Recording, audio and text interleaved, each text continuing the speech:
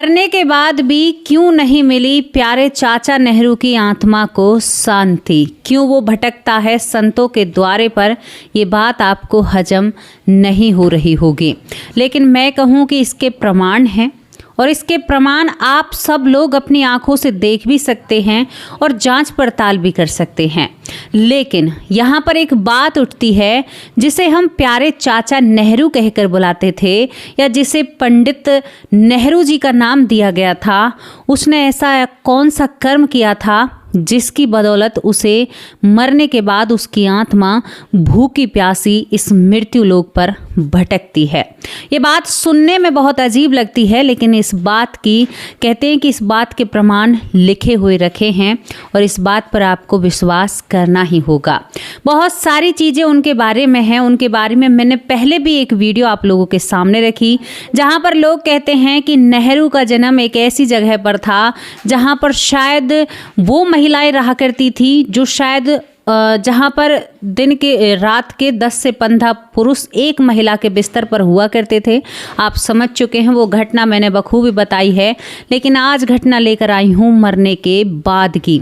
कौन सा कर्म, कौन सी गति ऐसी हुई थी, कौन सा कार्य ऐसा बिगड़ा था, क्या देश की सेवा करते उन्होंने कोई बड़ा पाप किया था या उनसे क्या हुआ था? जब इन सारी बातों को सुनेंगे तो शायद ये पूरी घटना आपको समझ में आएगी।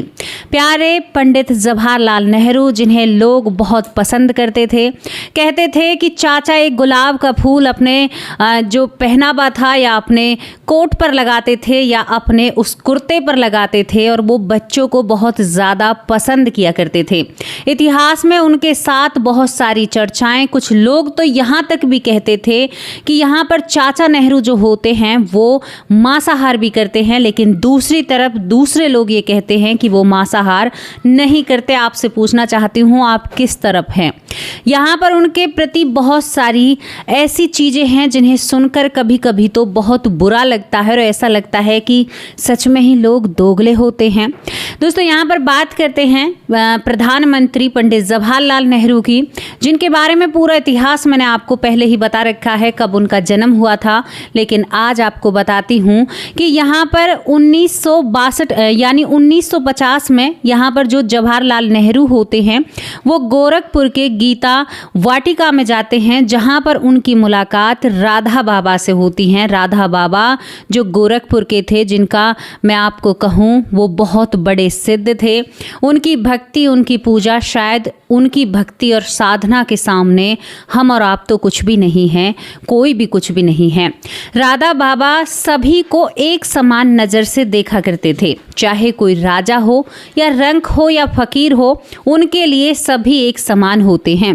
दोस्तों, यहाँ पर 1950 में नेहरू जी की उनसे मुलाकात होती है। नेहरू जी उनका मान सम्मान करते हैं, राधा बाबा भी उनका मान सम्मान करते हैं, क्योंकि वो देश को चला रहे थे और देश के प्रधानमंत्री होते हैं। धीरे धीरे वक्त बीतता है, कुछ चर्चाएं चलती हैं, कुछ अफवाहें चलती हैं, बहुत सारी चीज़ होती हैं।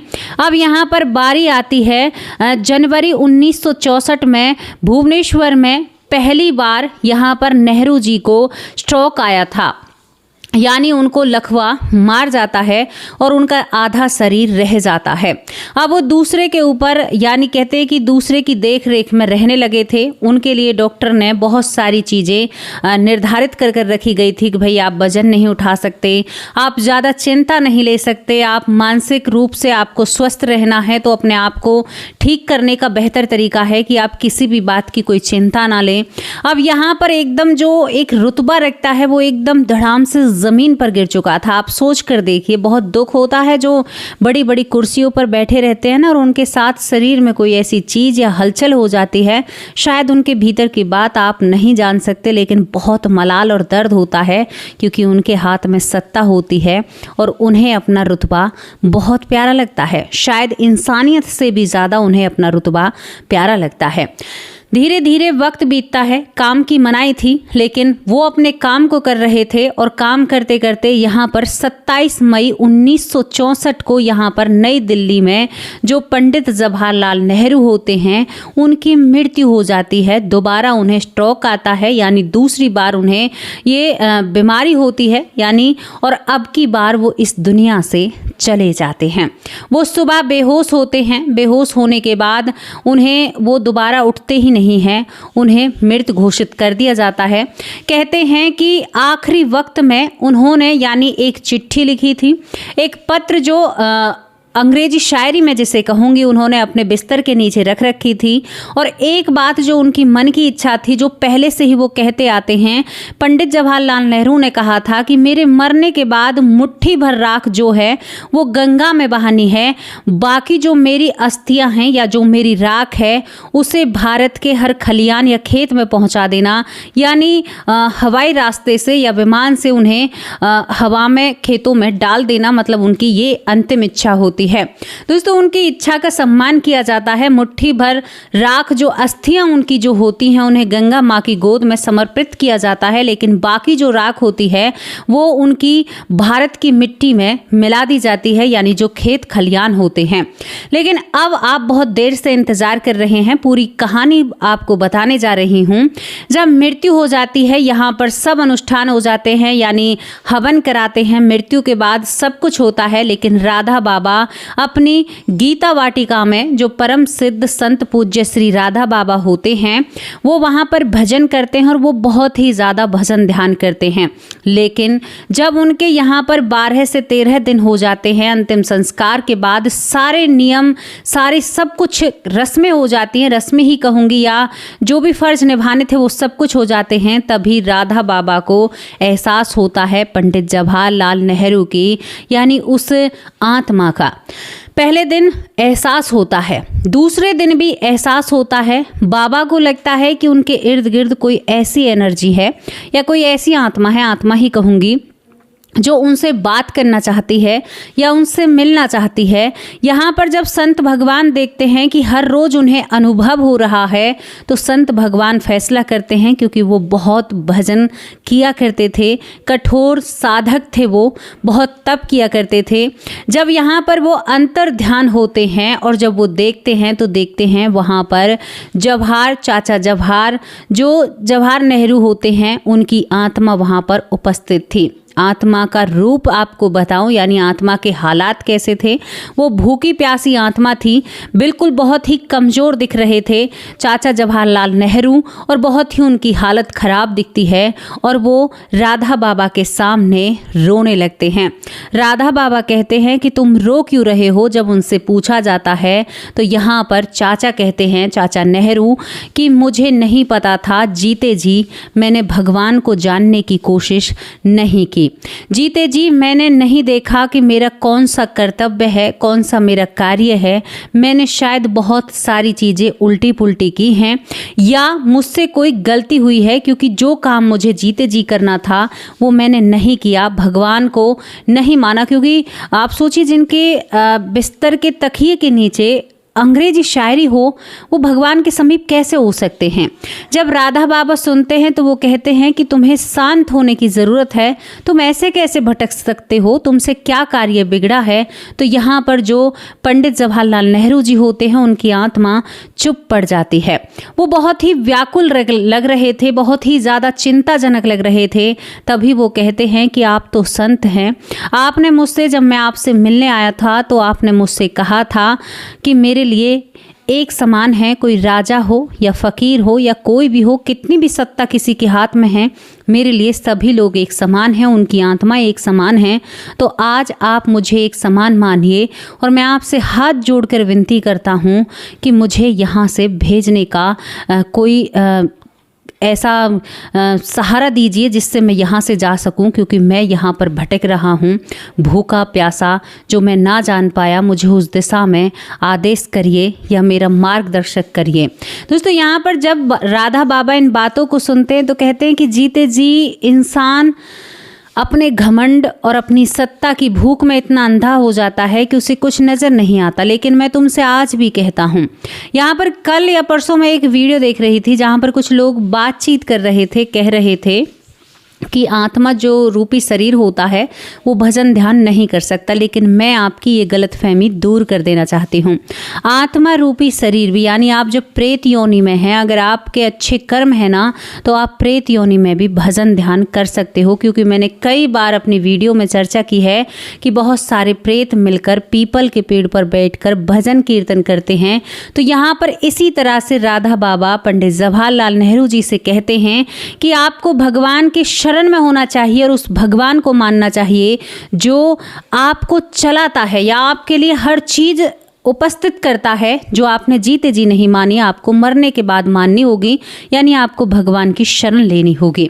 दोस्तों, यहाँ पर कई जो आरोप होते हैं, क्या वो आरोप सत्य थे? अगर आत्मा इतनी विचलित थी, परेशान थी, तो ये आरोप सत्य भी लगते हैं। क्या सच में ही वो मुस्लिम थे? क्या सच में ही वो मांसाहार करते थे? ये सारी चीज़ें लोगों का कहना है, हमारा कहना बिल्कुल भी नहीं है। तो दोस्तों, यहाँ पर जब ये सारी बातें होती हैं तो राधा बाबा यहाँ पर देश के प्रधानमंत्री पंडित जवाहरलाल नेहरू को आश्वासन देते हैं, कहते हैं कि मैं आपके नाम की भागवत कराऊंगा। तभी राधा बाबा इन सारी चीज़ों को अपनी एक कहते हैं कि एक लेखक की तरह लिख कर रखते हैं और यहाँ पर एक पंडित को बुलाकर भागवत का पाठ कराया जाता है और वो केवल पंडित जवाहरलाल नेहरू जी के लिए कराया जाता है। और दोस्तों, तब कहते हैं यहाँ पर राधा बाबा, श्री संत पूज्य राधा बाबा जी कहते हैं कि उसके बाद उन्हें उनकी आत्मा को सही दिशा मिल चुकी थी। दोस्तों, यहाँ पर पहले बीमारी ने घेरा, फिर मरने के बाद भी चैन नहीं, तो कोई ना कोई तो ऐसी बात होगी। और यहाँ पर सच में ही जो चाचा जवाहरलाल नेहरू थे, उनकी आत्मा भटकी थी, कई दिनों तक भटकी थी। और तब जाकर उन्हें जब एक संत की कृपा हुई, तो कहते हैं कि गुरु की जब कृपा होती है तो कहते हैं ना कि काके लागू पाँव गुरु गोविंद दोनों खड़े। तो कहते हैं कि गुरु की महिमा जब होती है ना, तो इंसान भव से पार उतर जाता है। ये कहानी, ये घटना हमें ये सिखलाती है। आपको अगर ये पढ़ना है तो गीता वाटिका में आपको इसके सारे सबूत मिल जाएंगे। और ये घटना यहाँ पर आप गूगल पर भी सर्च कर सकते हैं या AI से पूछ सकते हैं, वो भी इस घटना के बारे में आपको विवरण दे सकती है या बता सकती है। क्योंकि बहुत सारे लोग ऐसे होते हैं जो ये कहते हैं कि ऐसी सारी चीज़ें सत्य नहीं होती। तो यहाँ पर जो लोग कहते हैं ना कि आत्मा नहीं होती, तो सुन लीजिए, आत्मा बिल्कुल होती है। और आत्मा के कई रूप होते हैं। यहाँ पर बुरी आत्माएं भी होती हैं और अच्छी आत्माएं भी होती हैं, और भजन कीर्तन करने वाली भी आत्माएं होती हैं, और सहायता करने वाली भी आत्माएं होती हैं, और काफ़ी पापी आत्माएं भी होती हैं, कठोर आत्माएं होती हैं, जो आत्माएं लोगों का बुरा करना चाहती हैं, वो आत्माएं भी होती हैं। तो सारी चीज़ें होती हैं, साइंस भी मानते हैं, आप मानो या ना मानो। ये घटना यहीं पर समाप्त होती है। यहाँ पर एक बहुत बड़ी सीख मिलती है। समय होते ही इस सीख को ले लेना चाहिए, अपने जीवन में इन चीज़ों को बदलना चाहिए। आज हमारे एक भाई थे जो हमसे कह रहे थे कि आप उपन्यास लिखती हैं या क्या करती हैं कि आप बहुत अच्छा कार्य कर रही हैं। तो बहुत बहुत धन्यवाद भाई, आपने मुझे बहुत खुशी हुई। लेकिन मैं ऐसा कुछ भी नहीं करती हूँ, केवल भगवान की कृपा है। जो भगवान की कृपा से होता है ना, वही सत्य होता है। चलिए, यहाँ पर पहली जो नाम है शकुंतला, हमारी प्यारी बहन, आज कह रही थी कि आप बहुत अच्छा काम कर रही हो, आप मेरी प्यारी बहन हो, बहुत बहुत धन्यवाद। सरयू बाला बहन, आप कैसे हो? आप कम नज़र आ रहे हो। योग माया साहू मेरी प्यारी बहन है। रीतू बहन, आप कैसे हो? सुनील सैनी भाई, आप कैसे हो? सीता मौर्य माँ, आप कैसे हो? तबीयत ठीक है? रमन जी, बहुत बहुत धन्यवाद। आशा गुप्ता, कैसे हो? जीतू प्रजापति, बहुत बहुत धन्यवाद। अनिल राज भाई, कैसे हो? राजा राम भाई, आप कैसे हो? अनिल व्यास भाई, बहुत अच्छे भाई हैं। मंजू चौधरी बहन कल शिकायत कर रही थी, कह रही थी कि अब हमारी बहन बहुत व्यस्त हो चुकी है। बहन क्या बताऊं, थोड़ी सी व्यस्त हूं। रामायण कुशवाहा भाई, आप कैसे हो? मंजू बहन, आप ठीक हो? आपकी तबीयत ठीक है? माही बहन, आप कैसे हो? प्रवेश भाई, आप कैसे हो? हर्षित, कैसे हो? ललिता यादव माँ, आप कैसे हो? दोबारा चैनल पर आए हो, बहुत बहुत धन्यवाद। सुमित्रा पौर, बहुत बहुत धन्यवाद। श्रवण वर्मा, बहुत बहुत धन्यवाद। यहाँ पर LDH वाले बहुत अच्छे कमेंट करते हैं। आशा गुप्ता, बहुत बहुत धन्यवाद। जीतू प्रजापति दोबारा आ गया है। सीमा बहन लखनऊ से जो बहुत बड़े दुख से उभर रही हैं, जिनके घर में एक हादसा या क्या कहूँ उनके पति इस दुनिया में नहीं रहे हैं। मेरी प्यारी बहन, भगवान आपको दिलासा दे और हम सब आपके साथ हैं। जो 1,16,000 का परिवार है आपके साथ खड़ा हुआ है। यहाँ पर इंदु ठाकुर बहुत बहुत धन्यवाद। पुष्पा पांडे बहुत अच्छी बहन है। सुरेंद्र कुमार बहुत बहुत धन्यवाद। हीरा कुमारी बहुत प्यारी बहन है। अनिल व्यास भाई कैसे हो? बेटी का बॉस बहुत अच्छी बहन है हमारी। सीमा अरोड़ा दिल्ली से बहुत प्यारी कमेंट करती हैं, बहुत प्यारी बहन है। महेंद्र सिंह भाई कैसे हो? अनिल साक्य जो फरीदाबाद से मुझे देखते हैं। सुमन बहन आप कैसी हो? गायत्री देवी बहुत अच्छी बहन है। भूप सिंह भाई बहुत अच्छे भाई हैं। ननक बहुत बहुत धन्यवाद। नीलेश भोलपुरकर बहुत बहुत धन्यवाद। खुशी कुमारी बहुत अच्छी बहन है। बबीता सिंह बहुत अच्छे कमेंट करते हैं हमारी बहन। नीलेश विश्वकर्मा बहुत बहुत धन्यवाद। डॉक्टर सुरेश सोनी बहुत अच्छे भाई हैं। यशवंती माँ आप कैसे हो? ऐश्वर्या माँ आप कैसे हो? बिमला दलाल माँ आप कैसे हो? सिकंदर सिंह भाई आप कैसे हो? प्रतिभा मारू मेरी प्यारी बहन आप कहाँ पर हो? महेंद्र भाई आप कैसे हो? मधुपमन माँ आप कैसे हो? राकेश अवस्थी बहुत अच्छे भाई हैं। यहाँ पर उमा सोनी बहुत बहुत धन्यवाद। बबली जांगरा बहुत अच्छे भाई हैं। डॉक्टर रंजीत कुमार मिश्रा बहुत अच्छे कमेंट करते हैं। रजनी बहन आप कैसी हो? यहाँ पर मुनमुन भाई आप कैसे हो? फेसबुक के जरिए हमें देखते हो। सीता मौर्य, सीता शर्मा मेरी प्यारी बहन बहुत अच्छे कमेंट करती है। यहाँ पर अनीता चौहान बहुत बहुत धन्यवाद। राकेश अवस्थी भाई दोबारा आपका नाम ले रही हूँ।